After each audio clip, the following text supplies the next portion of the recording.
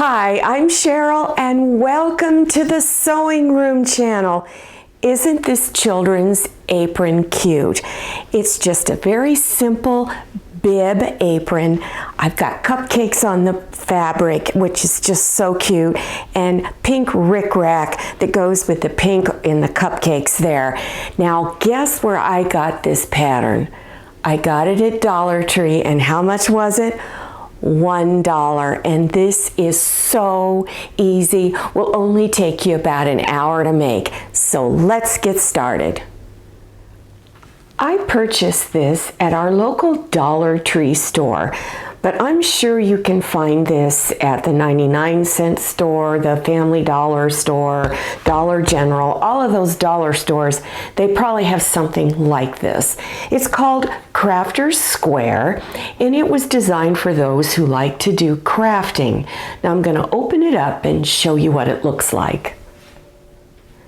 This apron, you have little ties for around the neck and around the waist. I'm going to show you how to make it one continuous piece so you don't have to tie it in two different areas. Also, around the edges, they're using 1/4 inch bias tape. I'm going to use 1/2 inch bias tape. So for this child size craft apron, you're going to need a 1/2 yard of fabric. Now that 1/2 yard can also cover the back of it because I want to line it. So you could use the same fabric on the back and the front. I'm going to be using different fabric on the back. Also, you would need a 1/2 yard of that. I'm also going to be using some trim. The trim is 1 inch wide rickrack. If you've been following me for a while, you know I love my rickrack, and I really love this 1 inch wide rickrack. And you can get this at Walmart. You can also get it at Joann Fabrics and Crafts, Amazon. You can go to other sewing and craft stores and get it there too. So if you want to use the 1 inch wide rickrack, or you can use any width you like, you'll need a 1/2 yard. Take your fabrics, and this is my lining, this pink polka dot, and put the front side, the pretty side, facing down. So you're looking at the back of it right now. Then take your fabric for the front of the apron. This is the back of my fabric, and I'm going to put it against the back side of the lining fabric. So you're looking at the pretty side. Place the apron on top. Now I like using these little weights. I got these at Home Depot.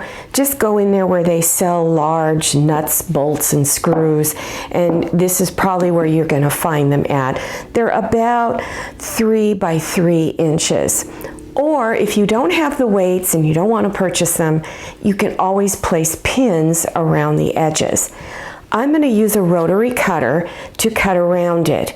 If you want to make this a little bit larger, then you could just go out a little bit farther and cut. You can also use scissors, but I get a much better cut if I use a rotary cutter. I'm going to cut it the same size as the pattern.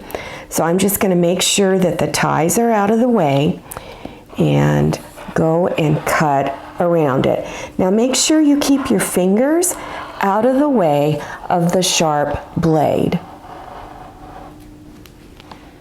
Place pins around all of the edges, all the way around. Then do a sewing machine basting stitch close to the edge all the way around to hold it together so that it doesn't come apart while you're trying to place the bias tape on. If you're using the rickrack, place it anywhere between 3 and 4 inches from the bottom edge and place it straight across. Place pins to hold it in place, and then go ahead and trim any raggedy edges off so that you get an exact fit. Then stitch close to the edge on both sides of the rickrack all the way across. On the back side of the apron, place your bias tape. Line it up along the raw edge of your fabric. When you stitch, don't stitch on top of the fold line that's in your bias tape. Stitch on this side, not this side, and not on top of the fold line, but on this side of the fold line. Also place the bias tape on this section of the apron. Turn it over to where the front side of the apron is showing and fold the bias tape over the edge and place pins to hold. Then stitch close to this edge right here all the way across. If you're having a difficult time getting your bias tape to fold over the edge and around to the front, one thing that I like to do is on the back side, press the seam of the bias tape, and that will help fold it over. If you find that your seams are a little too wide, you might have stitched too close to the fold line, then you could trim a little bit of your seam width off and then fold it over. If you wanted to tie around the neck, then measure this length here from the end all the way down to here and then out to the end of the waist tie and cut your bias tape for that length. If you do not want it to tie around the child's head and you want it to go up over their head and rest on the back side of their neck, here's how I did mine. This is 18 inches right here, so I measured in 18 inches from the end, pinned it here, then pinned it up the side, then placed it on the child, and then measure up from the top of the bib around their neck and back down to the top of the bib. Then just pin it right there. Then see if they can get it over their head. If it's too tight, then loosen it up a little bit. Then go ahead and finish pinning it along here and then leave 18 inches on this side so it can be tied. Then again, stitch it on just on this side of the fold line. So here's my fold line. I'm going to stitch just a little bit past it on this side. So stitch it all the way up to the top of the bib and then come over and do it on this side of the apron. Make sure you're placing this on the back side of the apron first. Fold the binding out and then press along this edge. At each end of the ties that go around the waist, take the end and fold it up like that.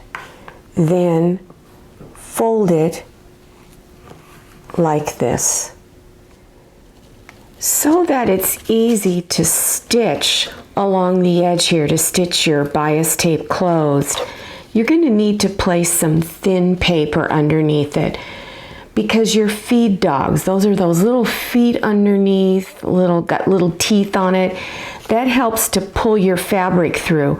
Well, this isn't wide enough for the feed dogs to grab it, so you need to place some paper underneath it. Then fold it in half, and let me get it folded here, and then stitch right along that edge.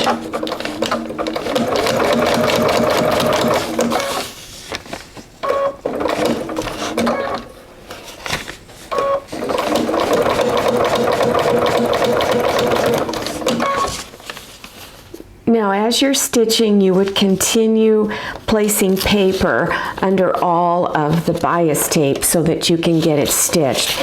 And then when you're done, this paper tears off really easy. For other children's apron projects, check below your YouTube screen for the video links. I hope you enjoyed this video. Now don't forget to follow me on Instagram and check out my Facebook page. Thanks for watching. See you next time and happy sewing. I hope you enjoyed this video. If you did, please click on the thumbs up button. And don't forget to click on share to share this video with your friends. If you haven't subscribed yet, click on that red subscribe button down there in the lower right-hand corner of your screen. Click on the bell so you can receive notifications about my latest videos. I'm Cheryl, and this is Scotty, and this is Manny. See you next time, and happy sewing!